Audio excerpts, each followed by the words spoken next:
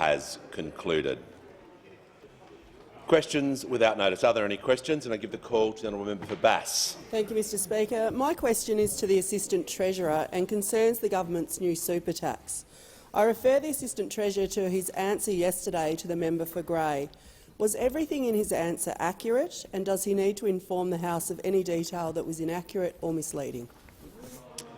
The call to the Assistant Treasurer. I thank the honourable member for a question. As I recall, to the best of my recollection, I was asked. Order. Order. Members on my left. I was asked. Order. Members on my left. The minister is entitled to be heard in silence, just as the member for Bass was. Thank you. I was asked by the member for Grey about a hypothetical situation with a small self-managed superannuation fund that had a farm in it. I made the observation that under the existing law, under the existing Superannuation Administration Act, that trustees have obligations. Indeed, under section 52B of the legislation, trustees have existing obligations. They have obligations to have regard to the liquidity of assets within their fund, the diversity of assets within their fund, and the ability of the fund to discharge their obligations, including taxation obligations, Mr Speaker.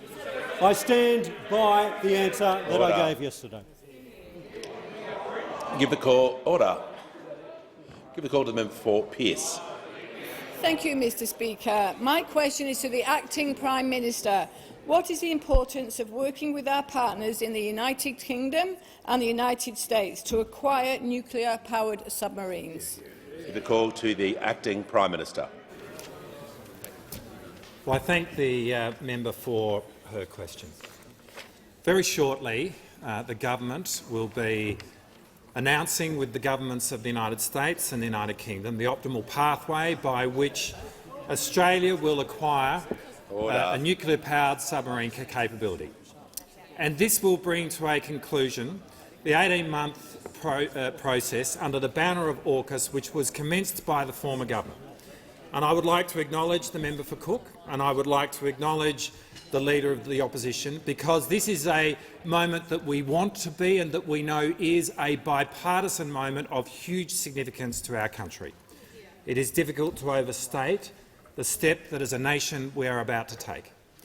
Australia will become just the 7th country to have the ability to operate a nuclear-powered submarine. We have never operated a military capability at this level before. This will be a massive industrial endeavour, which will see thousands of jobs created over the coming decades, but much more importantly will contribute to the technological advancement of our wider economy. And clearly, these submarines will have the capability to operate at war, but the true intent of this capability is to provide for the stability and for the peace of our region, for the Pacific, for Southeast Asia, for the Indian Ocean, for the broader Indo-Pacific region. Because the defence of Australia doesn't really mean that much unless we can have the collective security of our region. And as a trading island nation, any adversary can do a whole lot of harm to Australia without ever setting foot upon our shores, which means as a nation we are deeply invested in the global rules-based order, which has underpinned the stability, the prosperity, the incredible economic growth of East Asia. And so the totality of our strategic intent is to defend that rules-based order. And so I want to say at this moment to our neighbours and to our friends around the world that as Australia invests in its defence, as we acquire this nuclear-powered submarine capability, we do so as part of making our contribution to the peace and the stability of our region and of the world. On indulgence, Thank you, Leader of the Opposition. Thank you very much, Mr Speaker. Well, the Acting Prime Minister gave me the courtesy of letting me know that he would make a statement in question time today on what, as he rightly points out, is a very significant step for our nation. I too want to pay tribute to former Prime Minister Morrison without whom AUKUS wouldn't have been a reality. The approach to the United Kingdom in the first instance and through the United Kingdom to the United States was the vision of Prime Minister Morrison, and I pay tribute to him, the work that the National Security Committee did through endless hours of discussion, and the work of the then Foreign Minister Marise Payne and others sitting around the NSC table. The work of those who make us most proud, those in uniform at Russell and in posts, particularly in London and in Washington, threaded this together. The work of our ambassador in the United States, Joe Hockey and Arthur Sinodinos, also, of course, the work of George Brandis in the United Kingdom, all played integral roles. And our desire from the very first day of our discussions with our dearest partners in the United States and the United Kingdom was to achieve capability for our country that would underpin the security that we require in the current age in our region for generations to come. And as the Acting Prime Minister and the Minister for Defence rightly point out, our neighbours should hear the very clear message that this is about providing peace and stability for our future and for theirs. And Australia is a friend and partner, and a valued friend and partner to people within our region and across our partnerships, including the Quad, including our Five Eyes partners, and that will always be the case. We are not an aggressive nation. We're a nation that strives for peace, and we've gone to the aid of allies and people who share our values, including most recently in Ukraine. So I commend the work of the Defence Minister, the engagement that he's had with our very important partner in Lloyd Austin and Ben Wallace, two people for whom I have a great deal of regard and with whom I worked very closely, and their systems, the support that they've provided us, people in the White House, some of whom would want to be recognised, others who I suspect are happy to fly beneath the radar, that made this a reality for our country. This is an effort where the Australian public can see the two major parties in this country working together in our nation's best interests. We will support the decisions of the government under AUKUS, and we will fight to make sure that the outcome is achieved as quickly as possible. Give the call to the Leader of the Nationals. Thank you, Mr Speaker. My question is to the Assistant Treasurer, Minister for Financial Services. If a family farm or business asset is held in a self-managed super fund as part of a diverse portfolio meeting liquidity requirements, could increases in the asset value during the financial year see that family pay additional tax on the paper gain under the government's superannuation changes? Give the call to the Assistant Treasurer and Minister for Finance. Order. Order. I remind the House that questions will be heard in silence. The Minister hasn't begun. I don't know what you're interjecting on, but I give the call to the Minister, the Assistant Treasurer and Minister for Financial Services. I thank the Leader of the National Party for his question. I can't be clearer. Yes, it is true that there are going to be a very small number of individuals, funds, who are going to be paying more money under this arrangement. Yes, there is. This is. We wouldn't be doing it otherwise, and the object of the change is to ensure, on the one hand, that we maintain the integrity of our superannuation system, and on the other hand, we also make a contribution to the $1 trillion worth of debt that those opposite have left us. Now, in relation to any self-managed superannuation fund, that has assets in excess of $3 million. The earnings on those assets under $3 million will continue to attract the concessional tax rate of 15%. The earnings on the assets above $3 million will still attract a very concessional tax rate, but not as generous as existed before the change. The member for That's Page, the point. That is the point, Leader Mr. of the Speaker. Nationals. And I'm asked about cash flow. Members on my left, the member for Barker and the Leader of the Nationals. These are very simple concepts. The member for Mr. Page Speaker. is warned. Very simple concepts. About earnings above $3 million, a concessional tax rate, but a tax rate of 30 earnings on assets below $3 million, Order. 15%. Order. It is still concessional. The reason that we are doing it is to ensure the integrity of the superannuation system and to plug the $1 trillion worth of debt that this mob over here have left us. Order. Order. The House comes to order. I'll hear from the member for Groom. Will cease interjecting immediately. Give the call to the member for Lyons. Thank you, Speaker. My question is to the Minister for Industry and Science. How has the National Reconstruction Fund legislation been progressing through the parliament? Give the call to the Minister for Industry and Science. Thanks, Speaker. Order. Thanks to the member for Lyons, and I'm happy to report this is a big day, a great day. Great progress made on bringing in the National Reconstruction Fund, one of the greatest investments in manufacturing capabilities in living memory, and driven by the Prime Minister's vision of a future made in Australia, that this is a country that should make things, that a country that makes things makes great, secure jobs. 85% of the jobs in manufacturing full-time, very important. And Australia is a land of plenty, as we know. We've got the resources, both natural and human, that are the envy of the world, and the government wants to put those to work, unlock our nation's full potential, and working across government to improve skills, deliver research, secure natural resources. And with the passage of the NRF through the House, we're on the cusp of transforming Australian manufacturing. Something to be proud of, something that people here are very proud of and willing to fight for, something that those on the crossbench believe in and recognise this is something worth fighting for. But we had to, in trying to progress the legislation, Speaker, we had to deal with the Coalition. The Coalition, who... Order.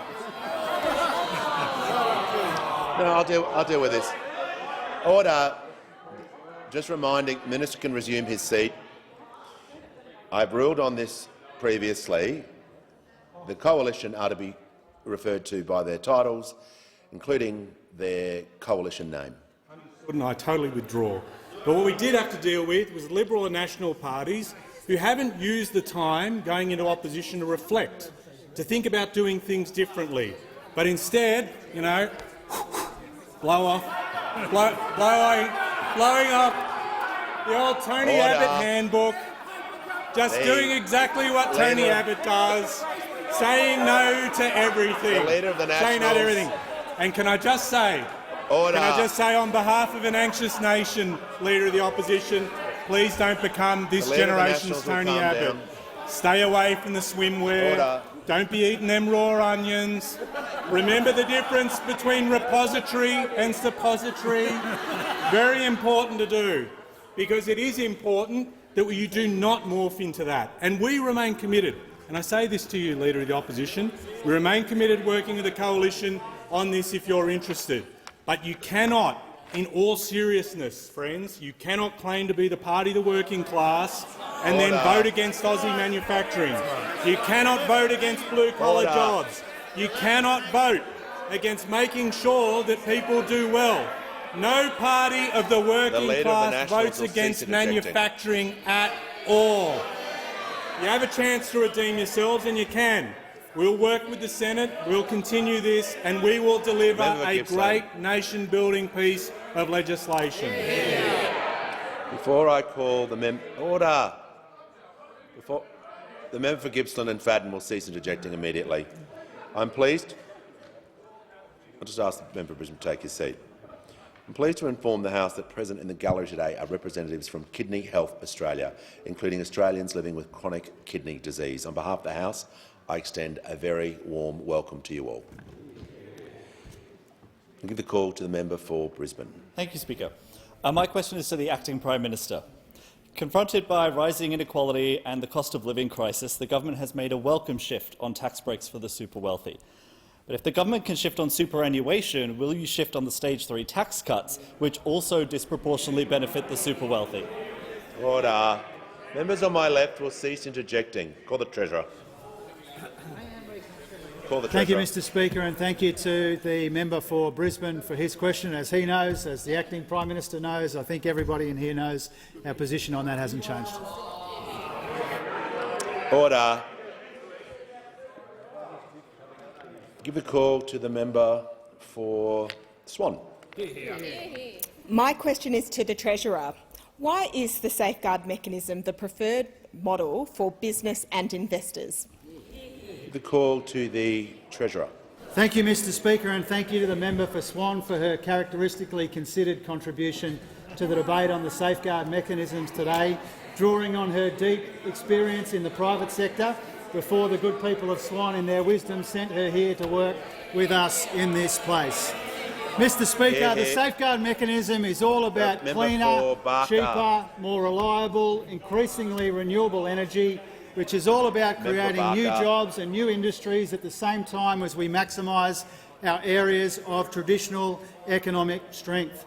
And for too long in this country, big employers and investors haven't had the certainty that they need to invest in this cleaner and cheaper energy, which will power the future of our economy and power future prosperity as well.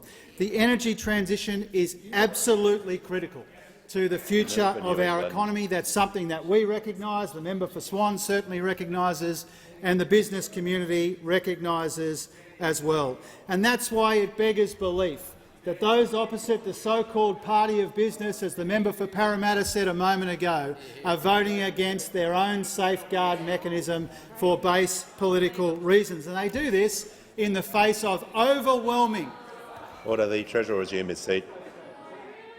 The Treasurer will resume his seat. The Minister for Infrastructure will cease interjecting, and so will the Minister for Climate Change, so I can hear from the Manager of Opposition Business. Well, Mr Speaker, the question was why is safeguard mechanism the preferred model for business and investors? I'll give credit, it's a tight question. No reference to the opposition, no reference to alternative policies. The Treasurer should be brought back to the question. Resume your seat. The Treasurer is halfway through his answer. Ask him to return to the question. Give him the call. Mr Speaker, Australia's business community, including the biggest employers in this country, support the safeguard mechanism. In today's financial review, the President of the Business Council urges the parliament to support the legislation, says the safeguard mechanism is the best shot that we've got for providing the certainty that business and investors need. In the same article, Origin Energy Chief Executive Frank Calabria says it's a mechanism that industry can work with, and it does create certainty. Andrew McKellar of ACCI says we are strongly urging that there is a bipartisan approach on this and that we get a reasonable outcome that will encourage investment. Innes Willix of AI Group says that it is essential policy infrastructure. The AI Group's Tennant Reid said it is greatly desirable for the bill to pass. Business is urging this Leader of the Opposition and the Coalition to back the safeguard mechanism in this parliament. And it's not an unreasonable request, Mr Speaker, given it is the former government's policy in the first place.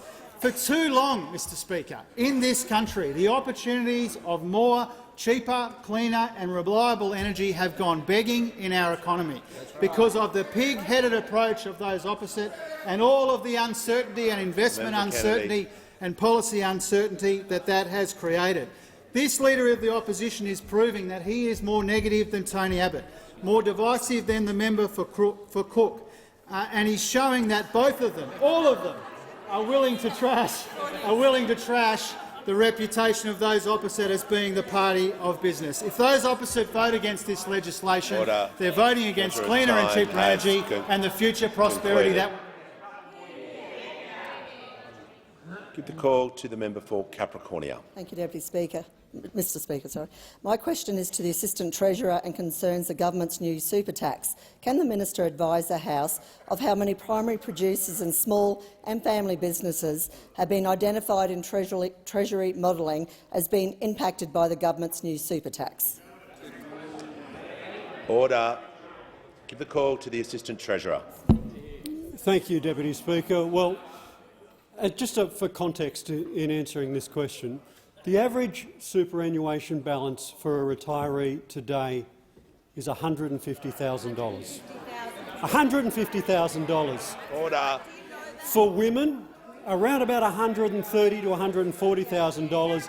For men, around about $180,000. So I've got to say in this debate, I'm enjoying the focus on superannuation, I've got to say. But I've got to say, order, from the party which aspires to be the representatives of working people, they have a laser-like focus on the interests of multimillionaires. A laser-like focus on the interests of multimillionaires. Not one, not two, but 3 questions in a row focused on the interests of a half of 1% of Australians. Order. This is the person the Treasurer who will, wants no, the to Treasurer will be... resume his seat and direct your remarks through the chair. I'll hear from the member for Capricorn on a point of order. Relevance, Mr Speaker. We want to know how many small and family businesses have been identified by Treasury modelling. Order. Order. The Assistant Treasurer has been going for 1 minute. The question was very tight. I'm going to ask him to return to the question about the number. Order. About what he was asked about, and I'll give him the call. So I'm asked about the impact, Mr Speaker, of the government's very reasonable, very modest superannuation proposals, which are supported by over 65% of Australians, including the majority of Liberal Party voters and many on the other side. If you want to know what the impact is, it's about 0.5% of Australians, and about 0.5% of Australians. And yes, of course, given that this won't come into effect for another 2 years, we will engage in a meaningful consultation, including with the farming sector, to ensure that any unintended consequences, including those of the type that the member for Capricornia is alluding to, and that the member for the other members have alluded to, we will engage in meaningful consultation with all of these groups to ensure that unintended consequences are not falling upon them. But let's be very, very clear. When you've got $1 trillion worth of debt, you can't twiddle your thumbs, and we won't be twiddling our thumbs. Resume your seat, member for Adelaide. Has the Assistant Treasurer concluded his answer? Yes. All right, next question. Order. Members on my right. Members on my right. Members on my left. When the House comes to order, I know it's Thursday, I give the call to the member for Adelaide. Thank you, Mr Speaker. Mr Speaker, my question is to the Minister for Climate Change and Energy.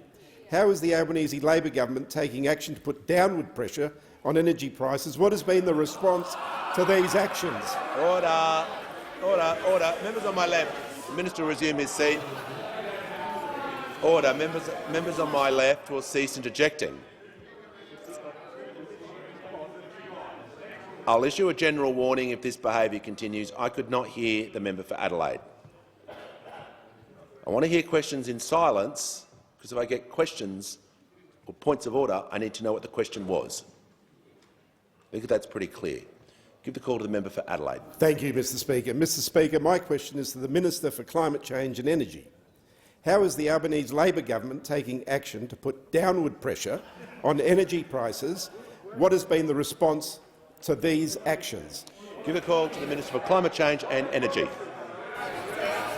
Well, thanks, Mr Speaker. I thank the honourable member for the question about the government's action on power prices and the response. And we've heard some of the response just then, Mr Speaker, from those opposite. The response from those opposite who see this as a laughing matter and something to play politics with, Mr Speaker. But Australians know that governments around the world are dealing with high power prices, and the Albanese government is dealing with high power prices and dealt with them last December, Mr Speaker. And we saw the same response from members opposite then, when they came in and voted in this chamber against lower power prices, Mr Speaker. When you walk through these doors, when the bells are ringing, you're making a choice, Mr Speaker. You're choosing a side. This side chose lower power prices, Mr Speaker. That side chose higher profits and higher power prices, Mr Speaker. Because we acted to cap gas prices and working in concert with the governments of Queensland and New South Wales to cap coal prices, Mr Speaker. And this is having an impact. This is having an impact, and it will have an impact in what we will see next week. We know that at the time of the budget, we made very clear, transparently, that the Treasury was expecting a 36% increase in power prices in 2023-24. Now, when you're faced with such evidence, you have a choice. You can hide it. You can change the law to keep it secret, Mr Speaker. Or you can option A, or option B, you can be transparent about it and you can take action to fix it, Mr Speaker. We chose B on this side of the House. Others have previously chosen other options, Mr Speaker, but I don't intend to dwell on such matters, Mr Speaker. I intend to dwell on what we are doing and the impact it's having. And since that intervention in December, we have seen the forward wholesale price of electricity fall by 46% in Queensland, 41% in New South Wales, 48% in the honourable member's home state of South Australia, 48% in South Australia, Mr Speaker, and 34% in Victoria. These are reductions which this side of the House and the crossbench voted in favour of, and the opposition voted against, Mr Speaker. That's what they voted for last December. They might as well. The Shadow Minister likes to hold up a sign.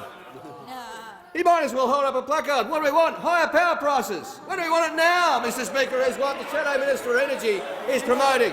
That's what they say on that side of the House, Mr Speaker. The increases we will see in next week's draft default market offer will be tough, Mr Speaker. But we know, and the Australian people know, just how much higher they would have been in the absence of decisive action by this government, Mr Speaker, and how high they would be if those opposite had their way, Mr Speaker.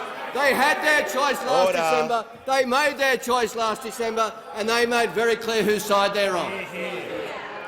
Before I call the member for Bonner, far too much noise on my left. A general warning is now issued.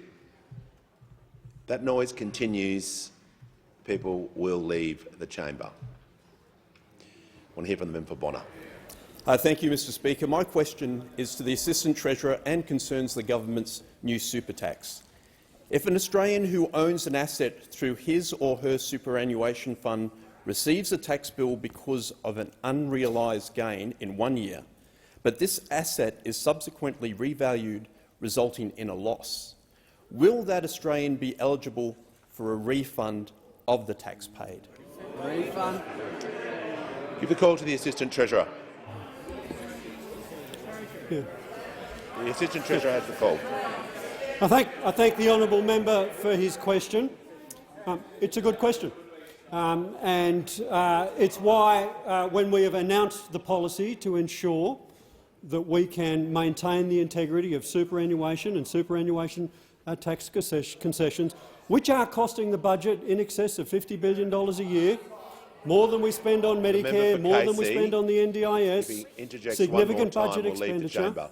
It's why, when we announced this policy, we put in place a lengthy period for the implementation of it and a lengthy period to ensure that we can consult on some of these details, including details which go to the question that the honourable member has asked about the capacity to bring losses forward or backwards. We will consult on the specific design implementation of these issues, as any government would, and indeed as the previous government did when they introduced their $6 billion worth of taxation changes to the superannuation system.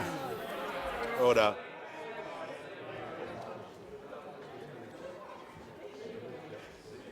I'll hear from the member for Canberra.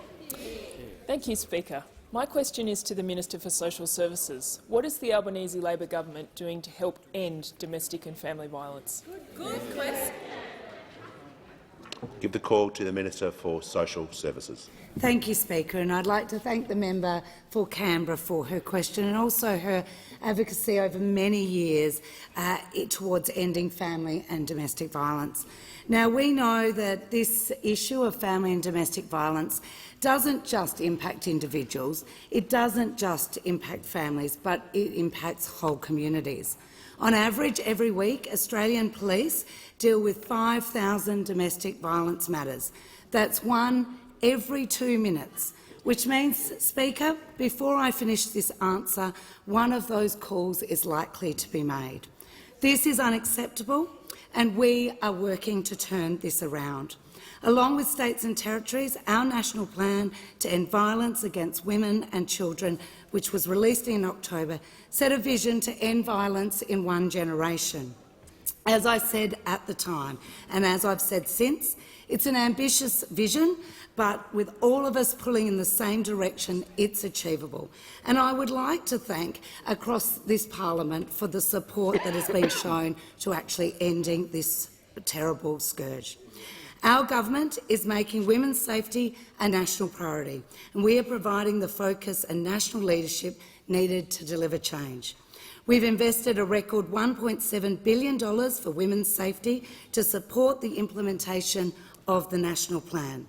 This investment is in all of the 4 domains of the national plan, from prevention, early intervention, response through to recovery and healing.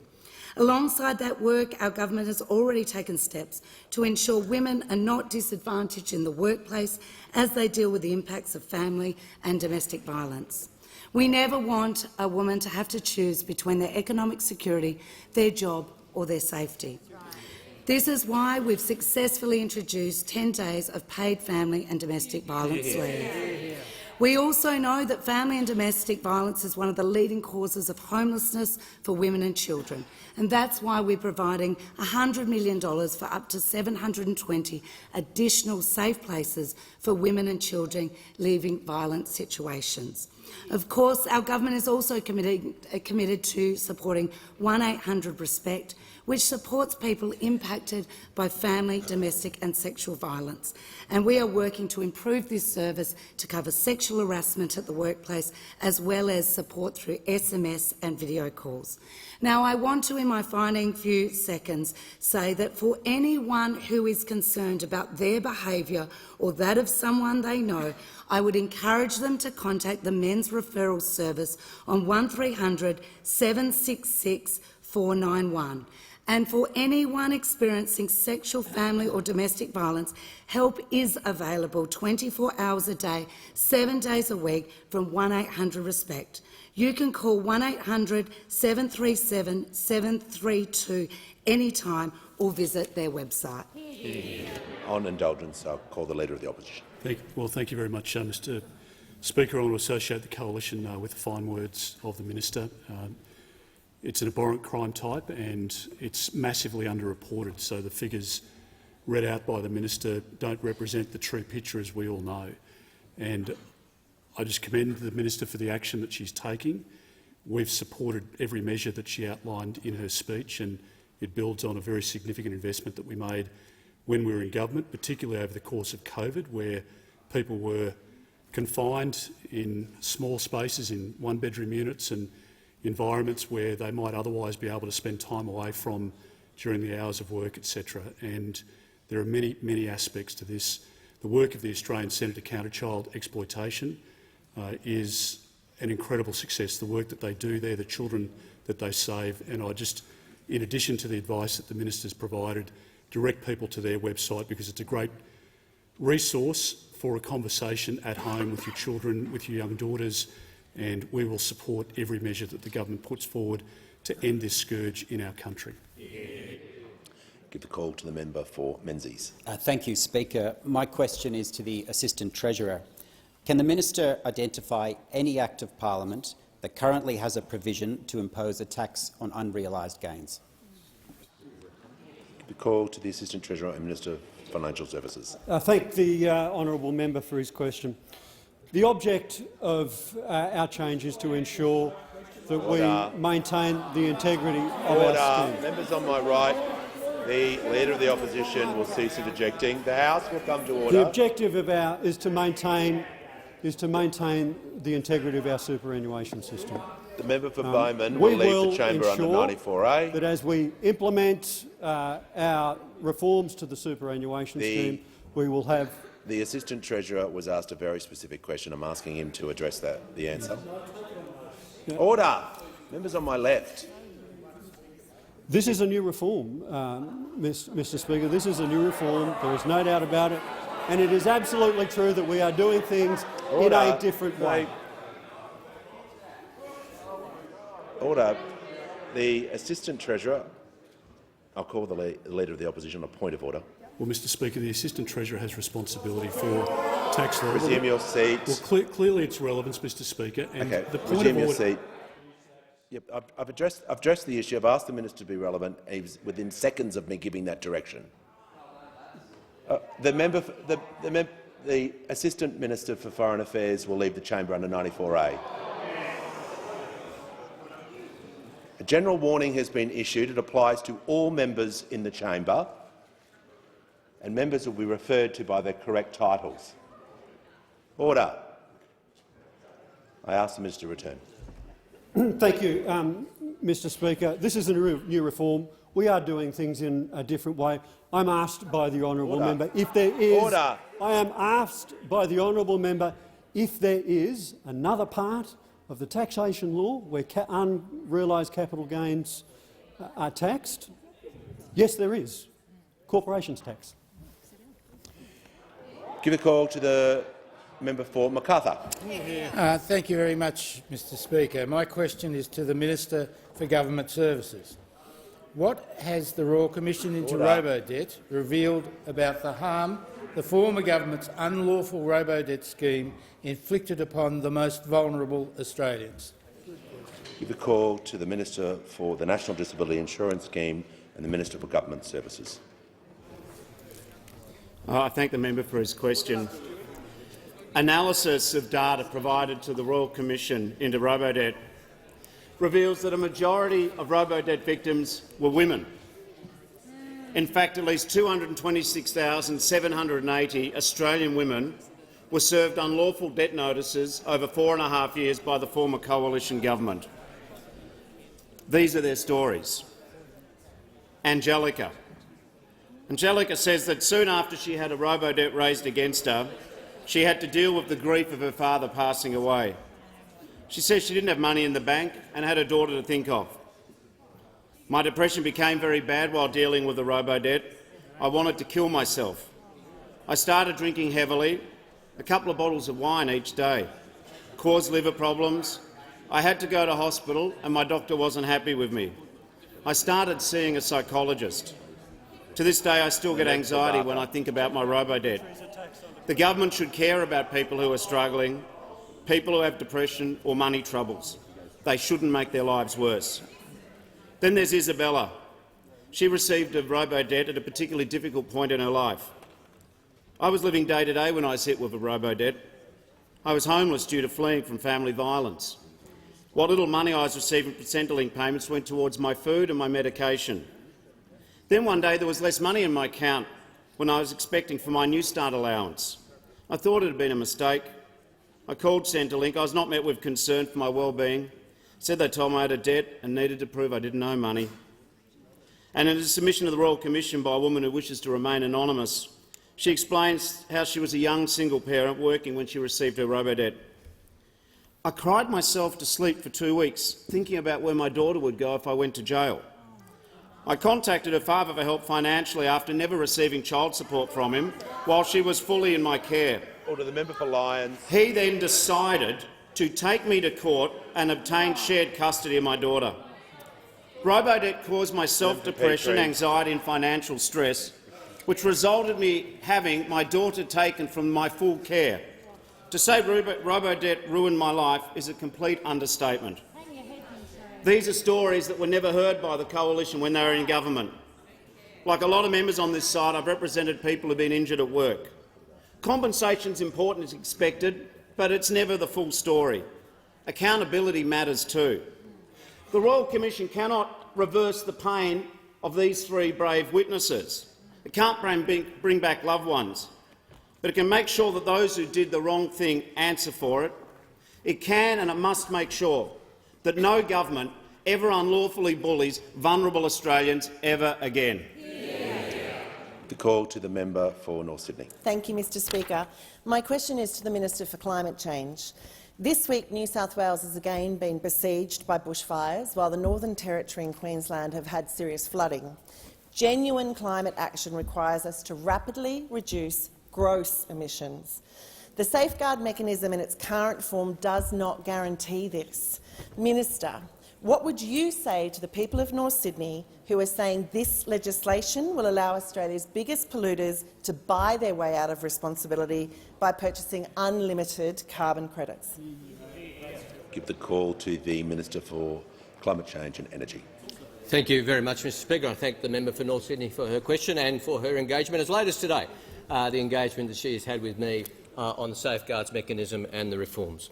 The first thing I'd say to the honourable member is that the most important thing we can do as a parliament in coming weeks to ensure on-site abatement in the facilities covered is to pass the Safeguard Crediting Mechanism Bill, because the Safeguard Crediting Bill actually provides a huge incentive for facilities covered by the Safeguard Mechanism to reduce their emissions, because if they reduce their emissions by more than the baseline, they get a credit which they can use in future years or sell. Mr Speaker, that means that there is an incentive for them to invest in technology to reduce their own emissions. Honourable members opposite used to believe that. This side of the House still believes that. That is the first thing we can do to encourage on-site abatements. The second point I'd make more broadly is that the safeguards reforms put these facilities on a very important pathway to net zero, Mr Speaker, and provides an ongoing incentive for them to invest in abatement. It is important for them to have flexibility in how they do so, because we are requiring a 4.9% reduction each year, and different facilities will have different technologies available to them at different times. The 215 facilities cover a wide range of industries. The airlines are covered, aluminium smelters, fossil fuel extraction and many others. So I understand the intention behind the honourable member's question, but these are the key points. And the final point I would make is this. The government last year commissioned the Chubb review of Australian carbon credits to ensure their integrity after questions were raised. Now, not everybody loves everything that's in the Chubb review, but the Chubb review, conducted by the former Chief Scientist of Australia, Professor Ian Chubb, supported by the Honourable Dr Annabel Bennett, ACKC, and Dr Stephen Hatfield-Dodds and Arag Nagoring, has done a very exhaustive review and recommended changes which even the critics acknowledge would be world's best practice governance going forward to ensure the integrity of ACCUs. I do not accept that carbon credits are some form of lesser abatement, Mr Speaker. I do agree we need a focus on on-site abatement, but whether it's indigenous savanna burning or the other methods, there are real and very important projects supported by Australian carbon credit units. They will be supported even more by the rigorous safeguard mechanism that I will be putting before the House and in the regulation and in the Senate, and I would welcome the support of all honourable members for these important measures, and I remain available to honourable members who wish to discuss improvements in good faith.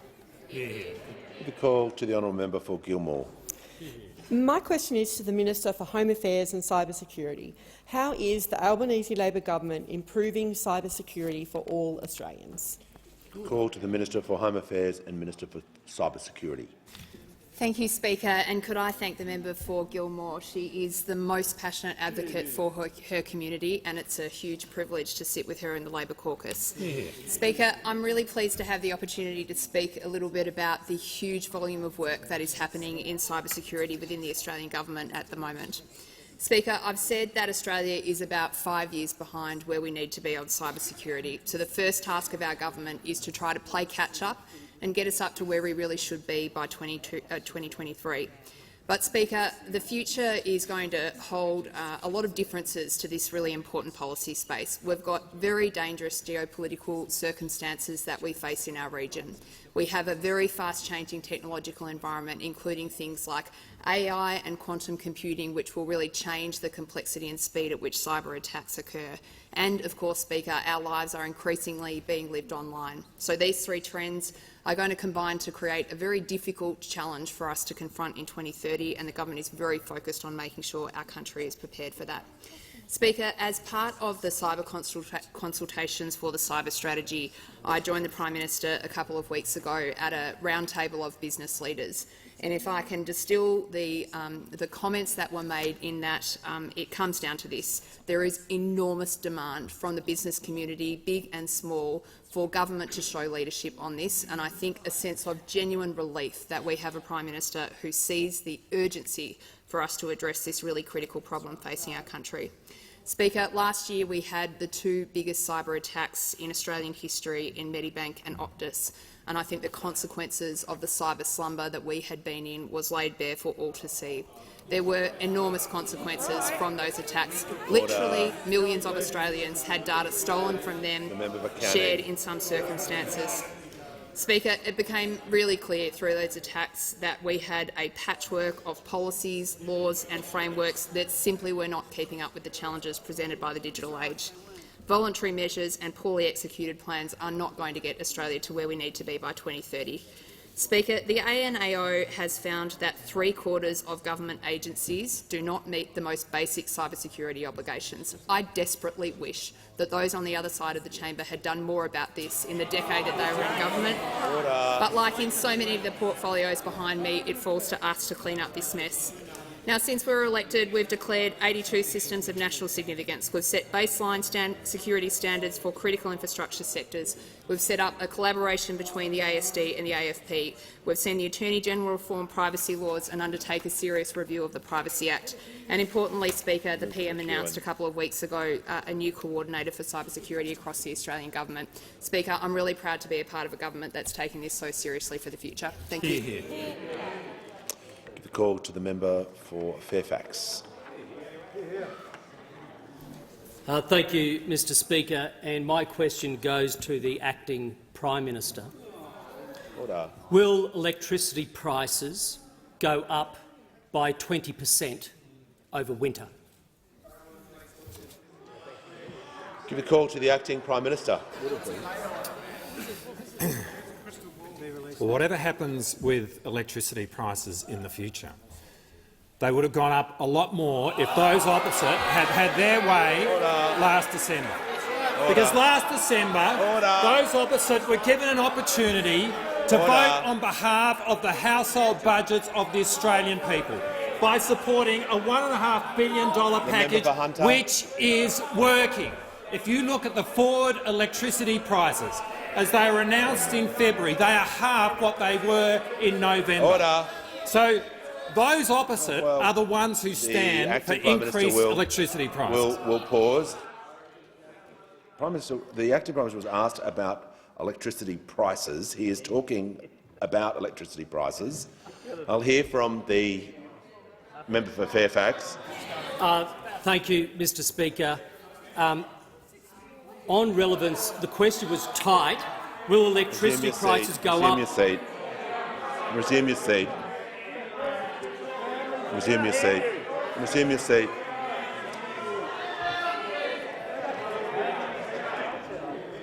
Order. Call. I want to hear from the Leader of the House. Mr Speaker, I'd suggest that the member making that point of order knew it was out of order and was simply standing up for the purpose of trying to get an extra grab in. There was nothing there that was added to the ruling that you'd made immediately before he stood up. Look, I'll deal with this issue before I call the Acting Prime Minister. It was pretty clear when the Acting Prime Minister was talking about electricity prices, and the question is about electricity prices, that point of order was out of order. And I think the member knows that. He's on the MPI. So I'm going to call the Acting Prime Minister, but if he interrupts again, he won't be here for the MPI. Call the Acting Prime Minister. Thank you, Mr Speaker. So be it the failure of those opposite to act on behalf of Australian household budgets last December, or be it the fact that over the course of their government they had 22 failed energy policies because they found themselves Order. down this bizarre cul-de-sac of climate change denial, which meant they were utterly paralysed in doing anything about electricity prices. Both mean that the party of higher power prices is the Liberal Party, and they stand condemned as such. Order. Give the call to the member for Reid. Thanks, Speaker. My question is to the Minister for Education. What is the Albanese government doing to set up Australian higher education, including international education, for the future? Give the call to the Minister for Education. Thanks, Mr Speaker, and can I thank my friend the member for Reid for the question. International education is the biggest export that we don't dig out of the ground. It makes us money, but it also makes us friends, and in the world we live in, that's important. This is a $40 billion industry that was smashed by COVID, basically cut in half. It's coming back now, but there's a lot more work to do. Think about this. There are 500 million people in India under the age of 23. 500 million. And the Indian government has set a target to get half of all young adults into tertiary education by 2035. That's massive. That's nation-changing stuff. And they want our help, including Australian universities setting up campuses there in India. Overnight, the Prime Minister announced that Deakin University is the first overseas university approved to set up a campus in India. That's a big deal. An Australian university has become the first in the world approved to set up a campus in India. And hopefully the University of Wollongong will be next. It's good for Australia, it's good for India, it shows how good our universities are, and it shows how strong and deep the partnership is between our two countries.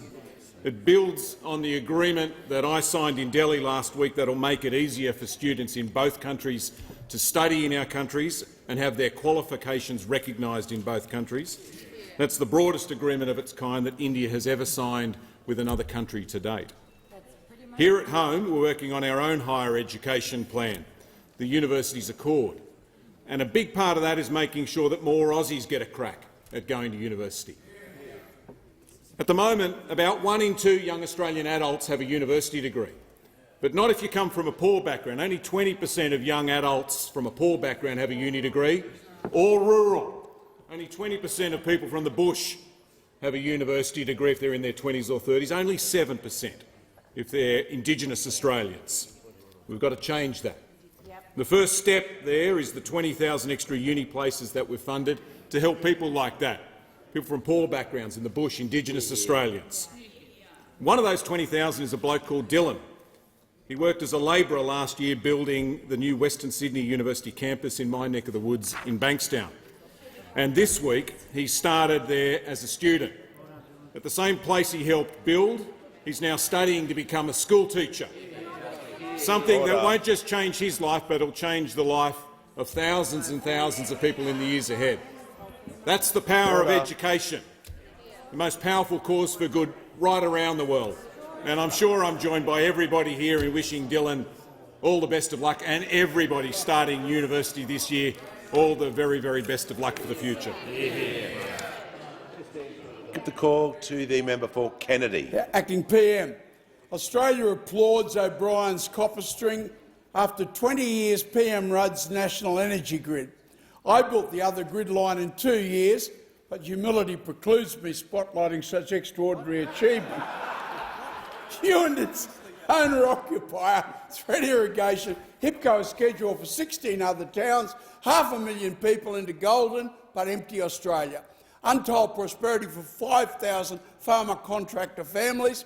Will 30 million be budgeted for HIPCO to draw up tenders, or is it another 20 years? The call to the Acting Prime Minister. I think so. Thank you, Speaker, and can I thank the member for his question, and can I spotlight his extraordinary achievement, and in doing so acknowledge his advocacy on a little shameless, and acknowledge his advocacy on behalf of his electorate, but more significantly on behalf of regional Australia. And it's really important that that is done, because the story of our nation is not just written in Brisbane and Sydney and Melbourne. It is written in places like Mount Isa and Rockhampton, in Newcastle and indeed in Geelong. And as an inhabitant of regional Australia, I understand how important it is that we are doing everything we can to provide opportunities for people to make their lives and to raise their families in regional Australia, and that's at the heart of what you are describing in your question. And there is huge opportunities that I know the honourable member is describing in terms of his own electorate where that development can occur. I want to say to him that on behalf of the Albanese government, regional Australia is front and centre in how we see the development of our nation, and we will continue to engage with him on this. As to the question of the budget, you'll have to wait until the second Tuesday in May and the words of the Treasurer about what is ultimately committed there. But I can absolutely say that the Treasurer, the Prime Minister, myself will continue to work with you to make sure that we are delivering the development and the benefits in regional Australia that you are such a keen advocate for. Give the call to the member for Lingiari. Thank you, Speaker. My question is to the Minister for Indigenous Australians. What does the latest data on Closing the Gap show, and what practical actions are being taken by our government to improve outcomes for Indigenous Australians? Good question. The call to the Minister for Indigenous Australians. Thank you, Mr Speaker, and can I thank the member for Lingiari for her advocacy for her community and her passion around these issues. Mr Speaker, Mick Dodson was the Social Justice Commissioner between 1993 and 1998. And one of the quotes from Mick has stayed with me ever since that time. He talked about a type of industrial deafness that had descended upon us as Australians about the dreadful social justice statistics when it came to outcomes for Aboriginal people in this country. And I think there is something true in what he says in terms of those statistics washing off us, washing over us and flowing on. And the latest Productivity Commission's data is in fact an example of what I hope everyone will listen to. Some of the Closing the Gap targets are going backwards, and I know many people are frustrated by this lack of progress. I know that I am. On the existing data, 11 targets are now not on track and 4 are on track. The one that really concerns me, that has where the statistics have gone backwards slightly, is the healthy birth weight of babies. It has gone backwards, and this is a major concern when you think about all the things that need to sit underneath a baby being born at a healthy birth weight. It is not good enough, and I know everyone in this House agrees with that. And we do need to do things differently. That means listening to communities about the solutions that work best for them, not what we think as politicians, not what bureaucrats think, but what actually communities are saying. The Closing the Gap implementation plan launched last month is a practical way forward. It lays out a plan for us to achieve the targets and priority reforms set out in the National Agreement. It includes more than $400 million for additional spending by this government, safe and reliable water supply, better buildings in remote housing, improving food security, and of course boosting family violence and prevention legal service providers that I know the Leader of the Opposition is most concerned about. One bright spark is the Northern Territory Police have advised that the violence-related activities has fallen by 30%, and so has domestic violence since the implementation of the alcohol restrictions in the Northern Territory. Give the call to the Manager of Opposition Business. Thank you, Mr Speaker. My question is to the Assistant Treasurer and concerns the government's new super tax. Can the minister explain to the House whether the capital gains tax discount ordinarily applicable for assets held within superannuation is available for either realised or unrealised gains under the government's new super tax? Give the call to the Assistant Treasurer and Minister for Financial Services. I thank the Leader of Opposition Business in the House for the question. Of course, as all honourable members, and particularly the member for Forde would know, as a non-licensed financial advisor, I can't give financial advice either here or anywhere else. But order. But I do members on my left. the opportunity.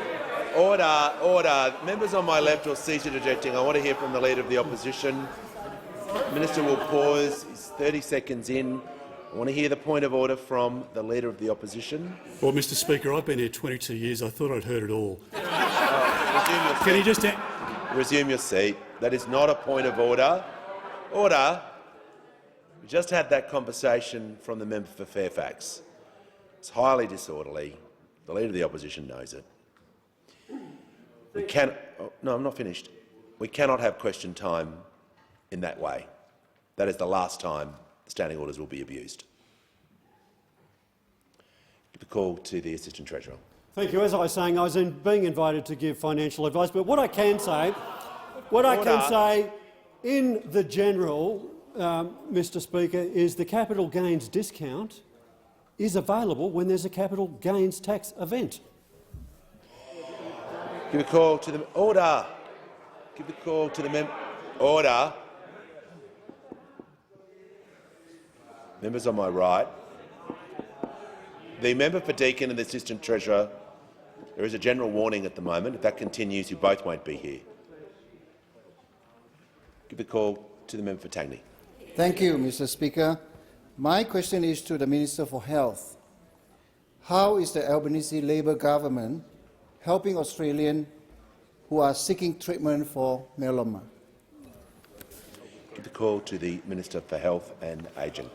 Oh, thank you, Mr Speaker, and can I thank the member for Tangi for his question and for joining me at the Southlands Pharmacy in Willetton last month. We were able to talk about the fact, firstly, that he campaigned so hard at last year's election on a promise to deliver cheaper medicines, and secondly, that he has delivered on that promise. In July, we slashed the maximum price that pensioners and concession card holders would pay across a given year for their medicines by 25%. In September, we cut the price of more than 2,000 brands of medicine, putting $130 million back into the pockets of hard-working Australians. And in November, the Minister for Social Services gave access to the Seniors Health Card already to more than 10,000 self-funded retirees around the country. And, Mr Speaker, as members of this House know, on the 1st of January we delivered the biggest cut to the price of medicines in the 75-year history of the Pharmaceutical Benefits Scheme. Already, in just the first 2 months of operation of the new price, the price of 3.2 million scripts have come down, delivering $36 million in savings to hard-working Australians. Mr Speaker, we are also working very, very hard to make sure that Australian patients have affordable access to the most modern, most cutting-edge medicines available anywhere in the world. Since July, we have made 65 new or amended listings to the PBS to cut the price of the most modern, most effective medicines from sometimes tens and tens of thousands of dollars just for one course of treatment to just $30. And, Mr Speaker, last week I announced the expanded listing of Opdivo and Yervoy, particularly to be used as a combination therapy for recurrent stage 3 or stage 4 malignant melanoma. As members know, Australians tragically lead the world in melanoma diagnosis rates. I hear some interjections about melanoma diagnosis. I don't think that's particularly appropriate, because all members of this House know that Australia leads the world in melanoma diagnosis. And this new treatment that would otherwise cost patients more than $10,000 for a course of treatment now costs just $30, giving new hope to patients like Natalie. Natalie was diagnosed with melanoma when she was 23 weeks pregnant, and she had to delay her treatment to protect the health of her baby. And tragically, just 3 days after birth, she was advised that her cancer has spread. But now, with this new treatment, she's able to tell us that she has a bright future ahead. Mr Speaker, cheaper medicines aren't just good for the hip pocket and the household budget, although they are that. They're also good for your health, and ultimately they save lives. Call to the member for Lindsay. Thank you, Mr Speaker. My question is to the Minister for Climate Change and Energy. Is it true the minister has taken time out from the task of tackling rising energy prices to hold discussions with Western Sydney Mayor Frank Carbone ahead of Mr Carbone announcing he would not run as an independent candidate in the New South Wales election? Did the minister discuss any federal government funding or support with Mr Carbone? Order. Members on my right. We'll hear from the Leader of the House. Mr Speaker, I refer you to the list of prohibited questions on page 553 of practice, the first dot point. I'm ruling that question out of order. Give the call to the member for McNamara. Thank you very much, Speaker. My question is to the Acting Prime Minister. How is the Albanese Labor government delivering for Australians, and what challenges does the government face? Give the call to the Acting Prime Minister. Well, can I thank the member for his question? And, Mr Speaker, this week the government's paid parental leave scheme passed the Senate. Yeah. Today the National Reconstruction Fund legislation passed the House of Representatives. Yeah. And on Tuesday we took another step towards recognising our First Nations people in our Constitution. And every one of these was about honouring our commitments that we made to the Australian people at the election last May. And it builds on the promise we made in relation to cheaper medicines which now are in place. It builds on free TAFE, which has now occurred. It builds on legislating the cut in emissions reductions, which we've now done, and it builds on increasing the minimum wage, which we have now achieved. At every step since the last election, we have been completely committed to honouring the commitments that we made to the Australian people to ease the cost of living and to increase the productive capacity of our economy. But, Mr Speaker, this week we've also learned a little bit about the opposition. An opposition which refused to stand up for manufacturing jobs. An opposition which refused to support building houses for the most vulnerable women. An opposition which has not moved 1 inch in taking meaningful action on climate change, and an opposition which last December voted against support for household budgets. But we have learnt what the opposition actually cares about, what really gets them going, and that's maximising the concessions on the earnings of the 1/2 of 1% of Australians who have more than $3 million in their superannuation. That's what ignites their passions. That's what flames their soul. That's the moment when they say that the government is breaching the covenant on political and civil rights. That's where they say the government is burning the Magna Carta. And the fact that they have decided to fight on that ground says everything about how they have completely lost touch with the mainstream of Australian people, but not just that, with their own party. Mr Speaker, of the 14 people who previously led the Liberal Party before the Leader of the Opposition, the seats of 11 of them are no longer in their pile. If you want to look at a political party which is completely disconnected from their roots, it's that party opposite.